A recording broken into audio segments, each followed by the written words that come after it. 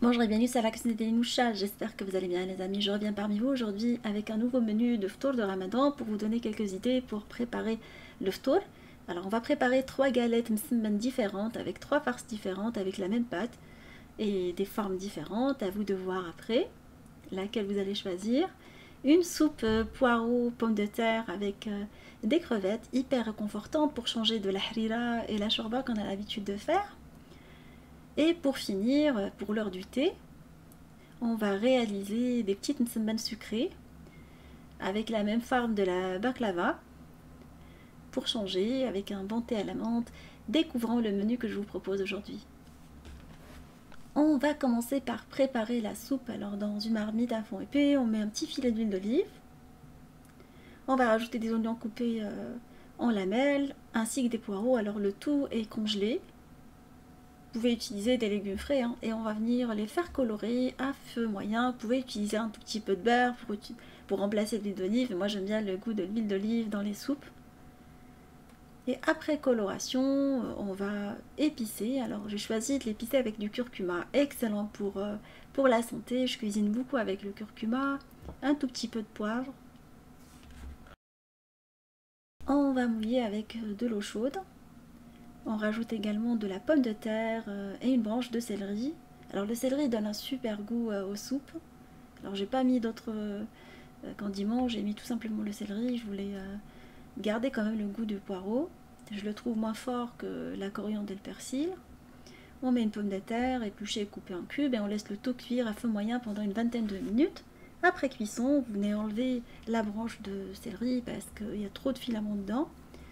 Et on va, avec le mixeur plongeur ou l'aide d'un mixeur classique, mixer notre soupe, la réduire en velouté. Une fois la soupe mixée, on rajoute de la crème semi-épaisse dedans, crème liquide, ainsi que des crevettes roses décortiquées. Je les laisse vraiment à la fin, comme ça ils ne vont pas réduire de taille. Et on laisse notre soupe sur le feu pendant 5 à 6 minutes avant de passer à table. Et après vous pouvez la parsemer avec des herbes pour donner de la fraîcheur. Alors je trouve que la ciboulette se marie très très bien avec. On passe après à la préparation de la pâte à msemen. Alors je vais la réaliser au pétrin. On met de la semoule extra fine ainsi que de la farine, du sel et on va venir pétrir notre pâte en rajoutant petit à petit de l'eau. Alors au départ on ne met pas toute la quantité de l'eau, on laisse un tout petit peu, on laisse l'équivalent de 5 centilitres. Une fois qu'on forme une pâte assez compacte, on va venir la pétrir en rajoutant des petites gouttes d'eau pour lui donner de la souplesse et on va passer en mode pétrin. Alors il est essentiel d'éteindre votre appareil et recommencer l'opération, le laisser refroidir.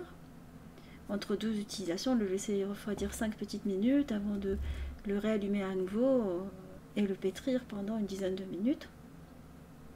Voilà, une fois qu'on obtient une pâte assez molle, c'est que notre msemen est maintenant prêt. C'est une opération qui nécessite vraiment de recommencer plusieurs fois le mode pétrissage pour avoir un bon résultat.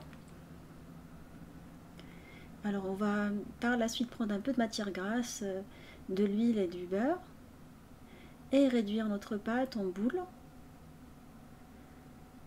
Alors vous pouvez choisir la taille des boules souhaitées, plus grosses qu'une noix quand même, ou une mandarine plutôt. Moi je vais les faire de la taille d'une mandarine.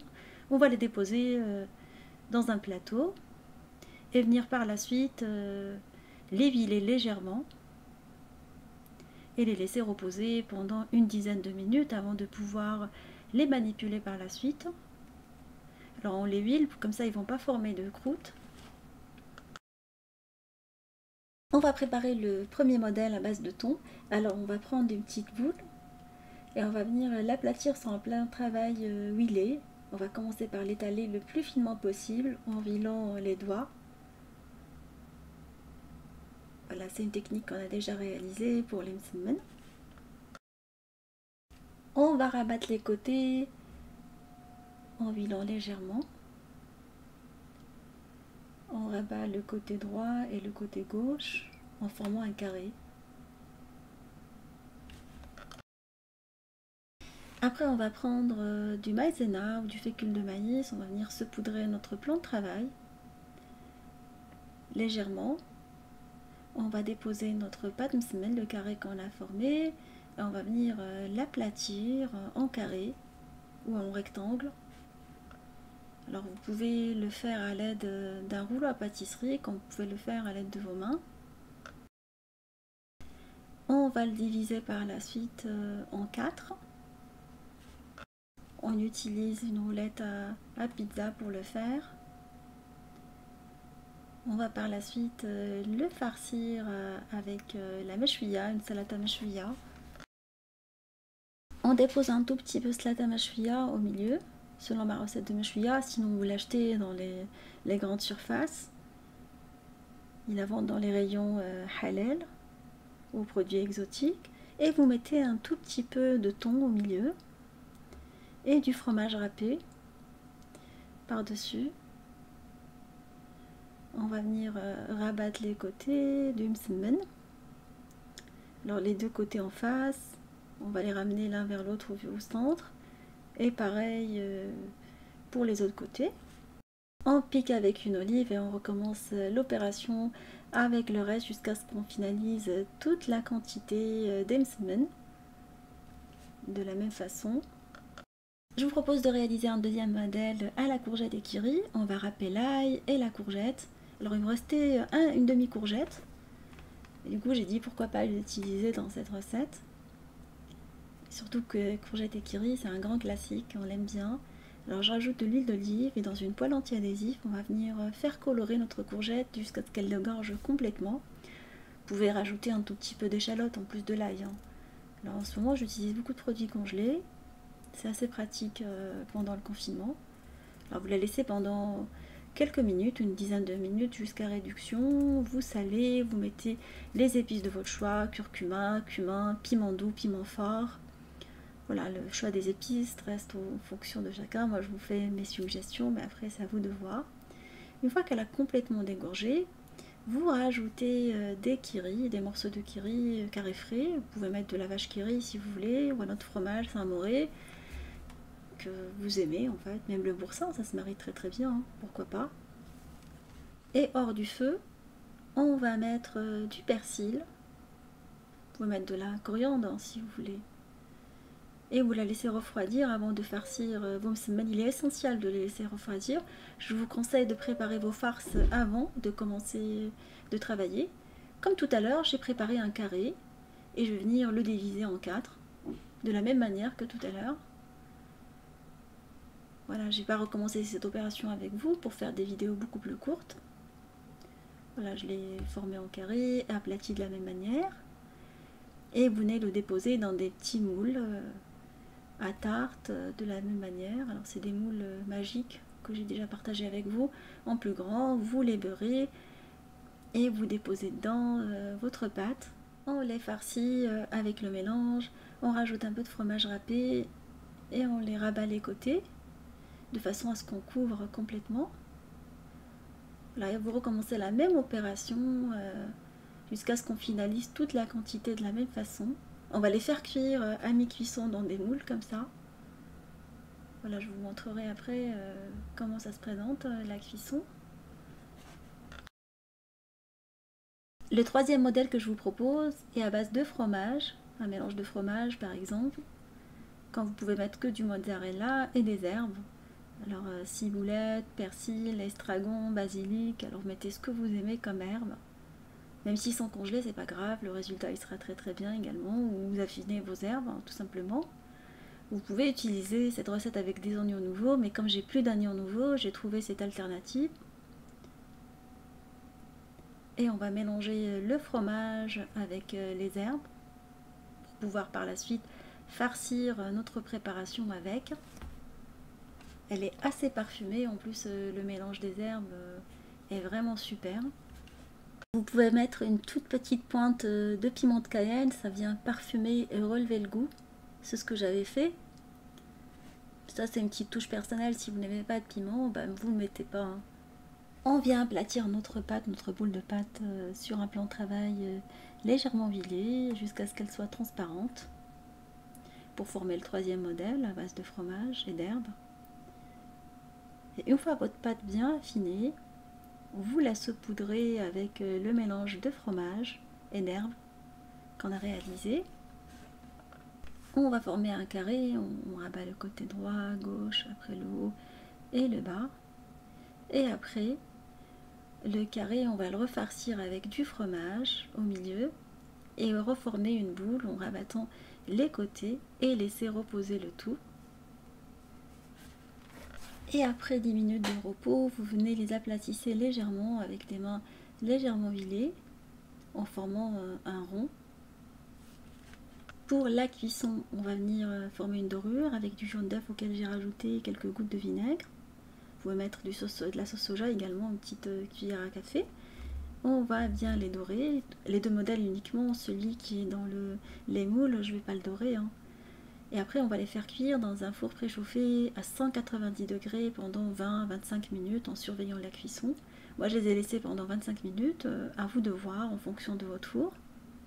On remarque que les petites feuilletées au fromage ont bien gonflé pendant la cuisson, vous pouvez les laisser cuire tranquillement. Après la cuisson, je vais vous montrer l'aspect, il est vraiment excellent. Je vais vous couper une petite msemmane pour voir, ils sont assez chauds, du coup je vais utiliser un ustensile pour les couper et vous les montrer de l'intérieur.